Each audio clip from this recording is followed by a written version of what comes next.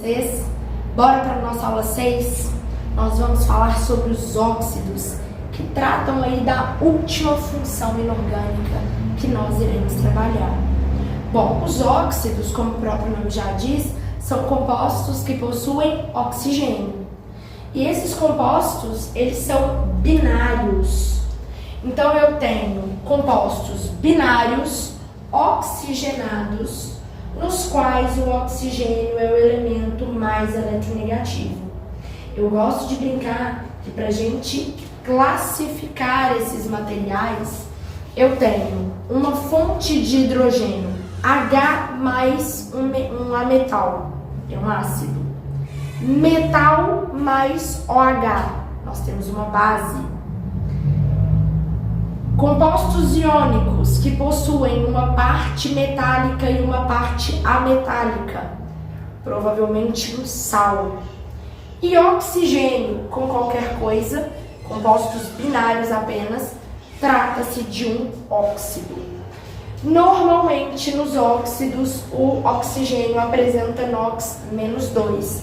A fórmula geral então é: a carga do outro elemento vem para o oxigênio e a carga do oxigênio vai para o outro elemento, como se fosse uma regra do Xuxa mesmo. Nós temos a classificação dos óxidos, que é a mesma classificação que nós utilizamos para os sais. O que vai mudar é só a relação entre elas, tá? Nós temos os sais ácidos ou anidridos. Esses sais ácidos são formados por ametais, possuem um caráter covalente, porque é um caráter que vem dos ácidos. Os ácidos são compostos covalentes hidrogenados, certo? E aí ele perde o hidrogênio e torna-se então um óxido. Esses óxidos podem reagir com a água formando os ácidos, que é a formação mais comum para os ácidos. É quando um óxido reage com a água e é como se ele capturasse esses hidrogênios para si, formando um ácido.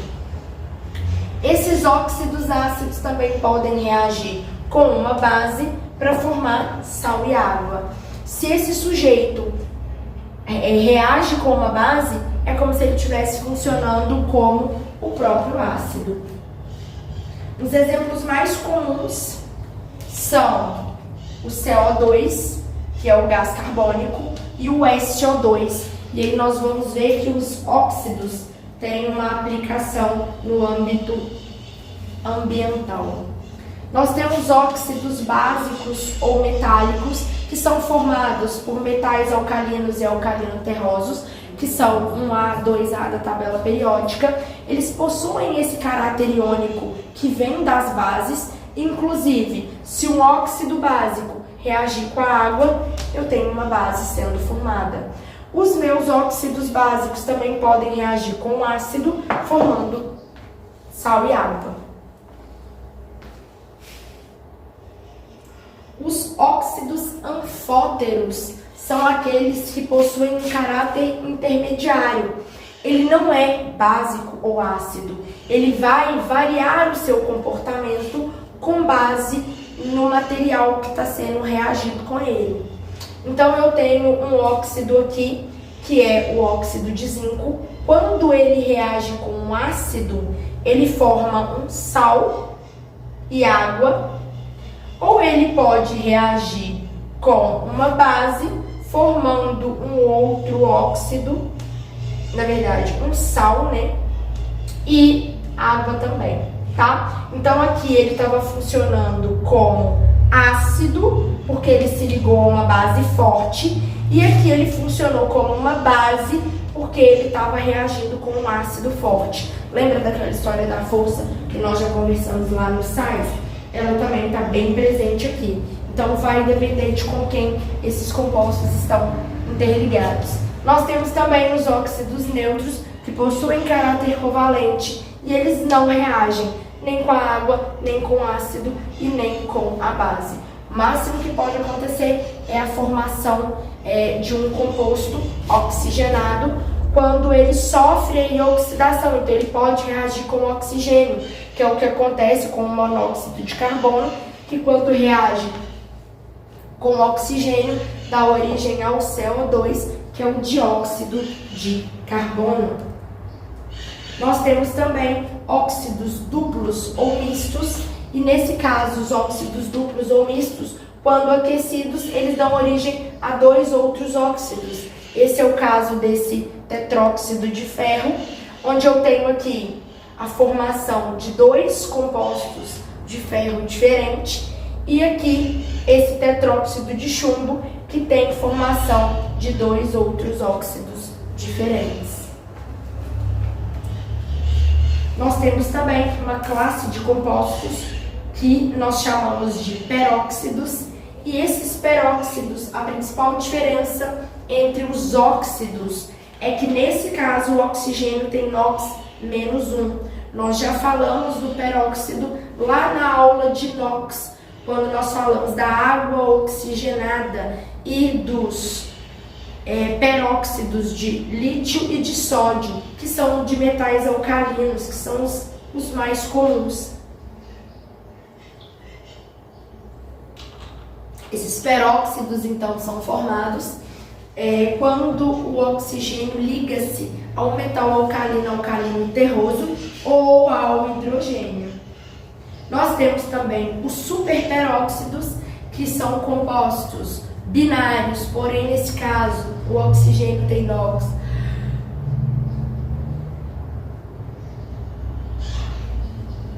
Porém, o oxigênio tem NOx menos meio. E esse NOx menos meio, ele, como eu disse, depende com quem o oxigênio está ligado. É como se o oxigênio ele fosse tão reativo, ele quisesse tanto os elétrons, que ele se submete a obter um NOx menor do que ele está habituado e fazer a ligação química. E isso acontece principalmente com os metais alcalinos e alcalinos terrosos, que estão na 1A e 2A da tabela, porque esses dois compostos, nessas duas famílias de compostos, possuem uma tendência muito grande em doar elétrons, e o oxigênio acaba se vendo obrigado a aceitar. A nomenclatura dos óxidos é bem tranquila, é só a gente colocar óxido na frente e depois o nome do elemento. Então, óxido de sódio, óxido de alumínio, óxido de bário, podendo ou não fazer referência ao número de oxigênios que eu tenho. Então, eu posso colocar trióxido, ou seja, 3 oxigênios de alumínio, ou dióxido, monóxido e assim por diante. Quando temos elementos com mais de um NOx, a gente tem a mesma regra que era válida lá para os ácidos e para as bases, que eu tenho que mudar aí o sufixo. O menor NOx é oso, o maior NOx é ico. Então eu tenho o óxido de ferro 3 ou óxido férrico. Eu tenho o óxido de ferro 2 ou óxido ferroso.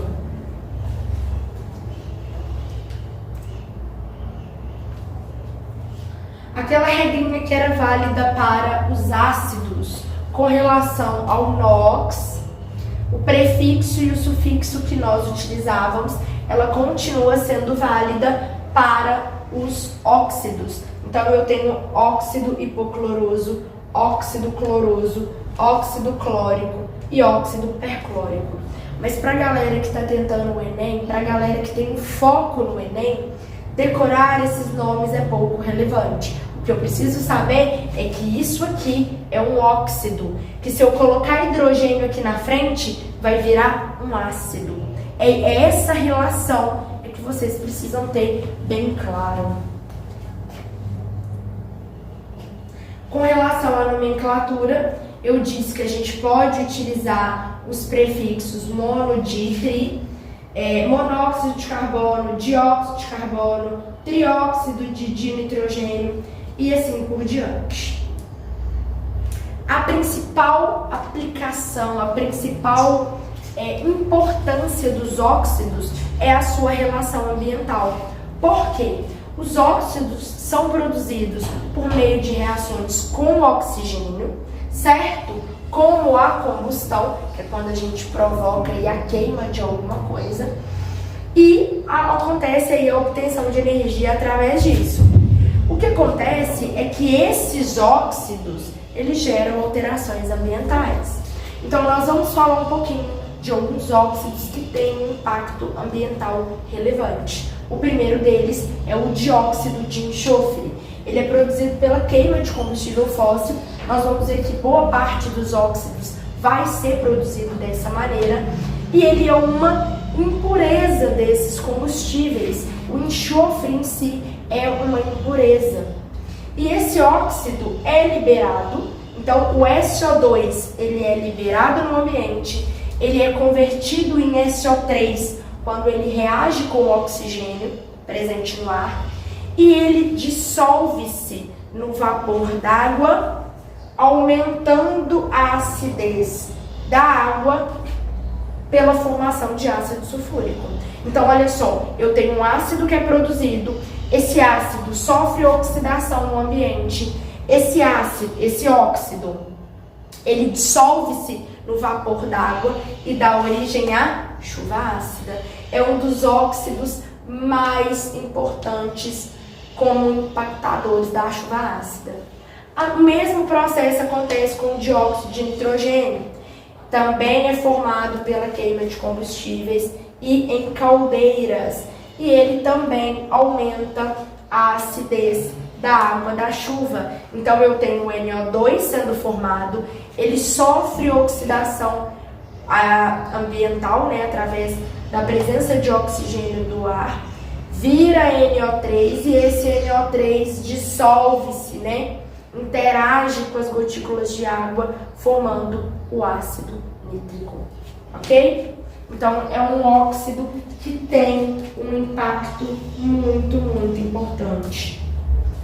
Aqui nós temos a emissão de SO2 e NO2 sendo emitidos para a atmosfera, reagiram com o oxigênio, foram convertidos em ácido nítrico e ácido sulfúrico e vão sofrer aí precipitação, aumentando o pH da água, diminuindo o pH da água da chuva, aumentando a acidez da água, tá?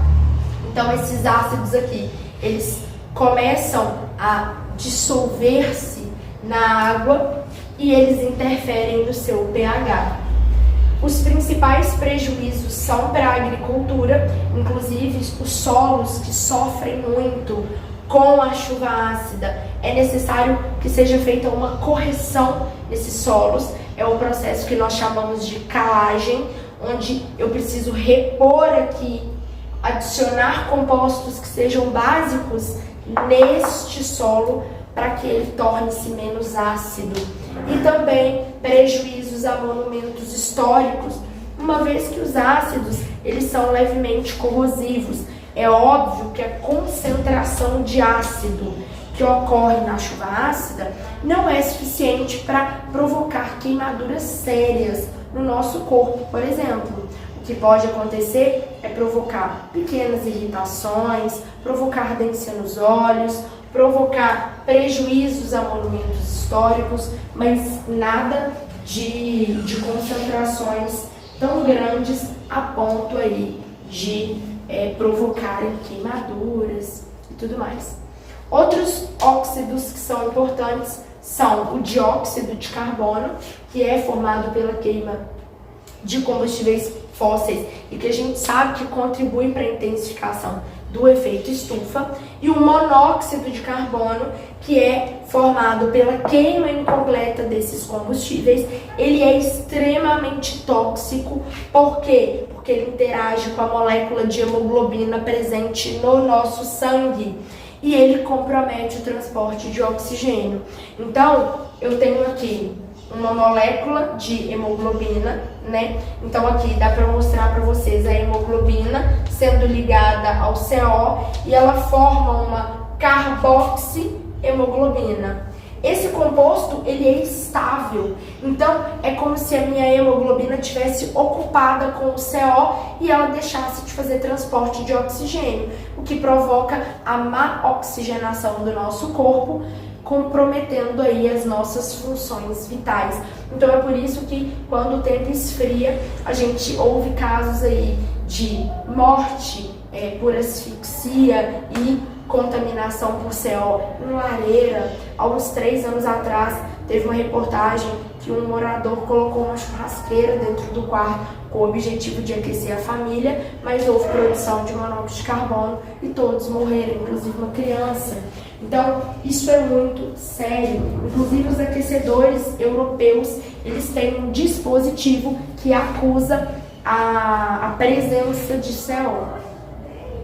Outros óxidos importantes são o peróxido de hidrogênio, que nós já falamos, que é a água oxigenada, que pode ser utilizado como alvejante, mas ele também é utilizado como agente de branqueamento e desodorante de tecido. Nós temos também o óxido de cálcio, que é usado na produção do hidróxido de cálcio e também reduz a acidez do solo. Então observe, esse cara é um óxido básico que pode fazer correção do solo, pode trabalhar lá na calagem que eu mostrei para vocês, que é ocasionada muitas vezes pela chuva ácida. O óxido de magnésio, que é conhecido como magnésia, e é o princípio do funcionamento dos flashes fotográficos. Para a gente finalizar aí, nós temos o óxido de zinco, que é um óxido anfótero. Ele é muito utilizado na indústria de cremes dermatológicos e também na indústria de tintas. Ele é usado muitas vezes como espessante. Ele cria uma barreira física protetora. Então ele é muito utilizado, por exemplo, para creme de assadura, porque ele forma uma camada. Há uns anos atrás a Hipoglós até fazia uma propaganda que mostrava a camadinha que era formada. Essa camadinha formada, essa camadinha física, ela pode ser constituída por óxido de zinco. A tinta, a mesma coisa. Eu preciso de uma superfície que seja formada ali para proteger o meu material. Nós temos também o óxido de alumínio, que é utilizado aí, para a produção do alumínio metálico por eletrólise, que é um processo que nós vamos aprender mais para frente.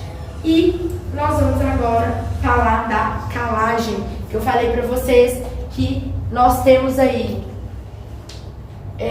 na agricultura alguns processos que envolvem estratégias químicas como a correção da acidez e basicidade do solo. Então a gente sabe que as plantas, elas precisam de nutrientes e o aumento da acidez ou o aumento da basicidade podem comprometer a disponibilidade desses nutrientes e como consequência disso eu preciso de utilizar estratégias para corrigir essa acidez, para que os meus minerais sejam disponibilizados para a minha planta. Essa correção do pH do solo, ela é chamada de calagem e é utilizado aí a fertilização, né, deste solo. Normalmente para correção eles empregam o cal, né, que é uma mistura de óxido de cálcio e de magnésio. Essa mistura é uma mistura que tem um caráter básico. Então, isso significa que eu utilizo quando eu tenho um solo que está com uma acidez elevada, certo? Neutraliza o excesso de H+, diminuindo a acidez do solo. E quando isso acontece, o que foi disponibilizado para o meu solo? Cálcio 2+, tá? Não sei se vocês estão lembrados, mas o nosso corpo, ele absorve minerais, né, metais, nutrientes na forma catiônica e aniônica, e no caso das plantas não é diferente. Então o cálcio metálico é muito difícil para a planta conseguir absorver. O cálcio catiônico é ok. Por fim, uma tabelinha aí com outras aplicações: o óxido de manganês, que é utilizado na fabricação do aço, o óxido de estânio que é utilizado na fabricação de latas. Então nós temos aí uma série de aplicações dos óxidos. E antes da gente fazer algumas atividades de fixação, eu quero que vocês se lembrem do que nós conversamos. Nós falamos, vou anotar nesse lado, nós falamos aqui, ó, para ser um ácido, eu preciso ter H ligado a uma metal. Para ser uma base, eu preciso ter um metal ligado ao H.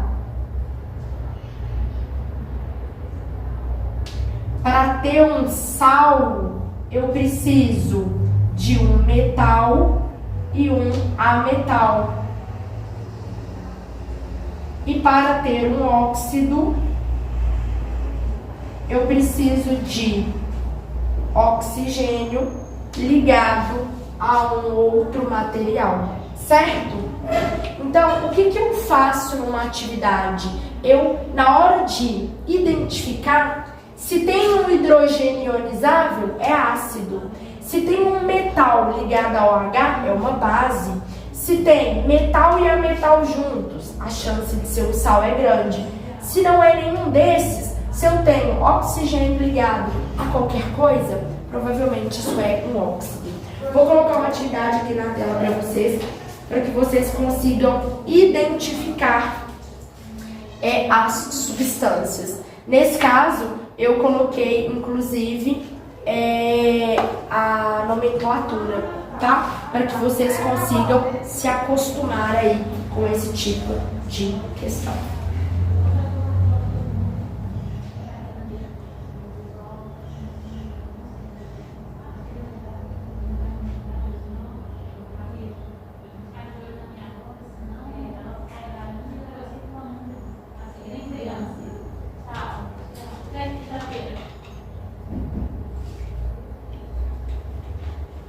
Pessoal, dá uma pausa aí no vídeo, tenta resolver.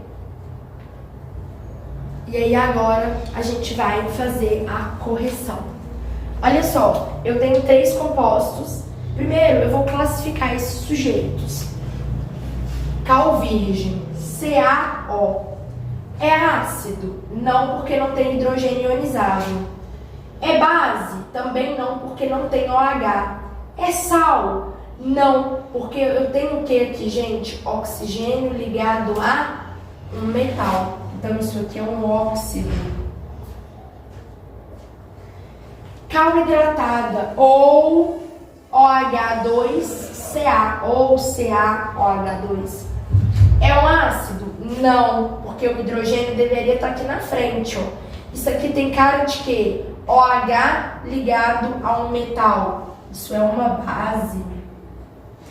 E por último, isso aqui, gipsita. Eu tenho um ácido? Não, porque não tem hidrogênio aqui na frente. Tem uma base? Não, porque não tem OH disponível. É um sal? Olha, eu tenho uma parte metálica e uma parte que pode ter vindo de um ácido, tipo H2SO4. Então, isso aqui tem cara de um sal. Como é que eu vou dar nome para essas coisas? No caso do óxido, eu sempre coloco óxido de... Então, nesse caso, eu tenho peróxido de cálcio? Não. Peróxido é quando o hidrogênio está envolvido, ou então eu tenho o oxigênio com NOx-1. Nesse caso, o cálcio está na família 2A. Então, o NOx do oxigênio aqui, ó, é -2, não pode ser peróxido. Monóxido de cálcio, até que pode ser óxido de cálcio, perfeito. Óxido de cálcio, perfeito. Então, o que já não pode ser mais? Esses peróxidos aqui. Vamos continuar. Eu tenho OH2CA, eu tenho uma base. Qual que é a nomenclatura básica das bases? Hidróxido de alguma coisa. Nesse caso, eu tenho hidróxido de cálcio. Hidreto? Não. Hidróxido de cálcio. Ok. Hidreto? Não. Hidreto? Não. E aqui, hidróxido. Então, eu estou entre essas duas, ok? Agora, o que eu tenho aqui? Eu tenho sulfato, lembra daqueles ânions importantes que eu falei para vocês? Sulfato de cálcio dihidratado. Eu tenho sulfeto e sulfato. Sulfeto, se você não lembra, é S2-. O sulfato é um dos mais comuns. Então, a alternativa correta é letra E. Perfeito? Coloquei aí para vocês uma legendinha.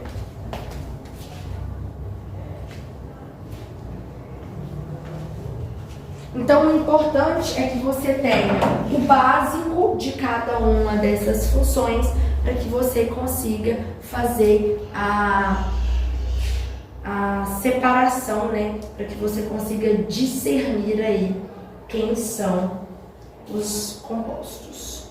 Agora, ele pede para a gente marcar as opções que apresentam somente sais e as que apresentam somente óxidos. Então, você vai marcar primeiro a que tem só sal, depois a que tem só óxido. E eu quero a soma entre as duas.